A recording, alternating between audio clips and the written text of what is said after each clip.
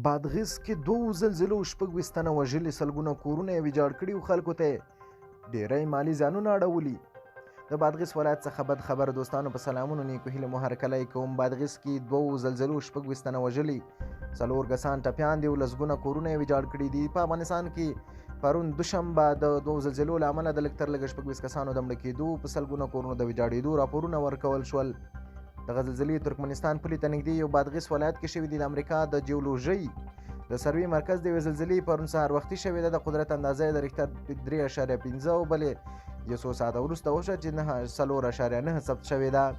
یوې زلزلې د بادغیس د مرکز قلعه نو ختیځ په 140 کیلومترۍ کې او بلې په جنوب ختیځ 50 مترۍ کې لړزولې دي. د طالبانو د حکومت د بیړنیو چارو وزارت اضطراري عملیات د مرکز رئیس ملا جان عاشق 26 کسانو مړینه تایید کړې او ویلي دي چې څه باندې 700 کورونه ویجاړ شوي. په بادغیس کې د افغانستان له بېوزله وروسته پاتې ولایتونو ګڼل کېږي. له دې مخکې هم څو زلزلې شوي چې خلکو پکې ځانونه او مالي تاوانونه لیدلي.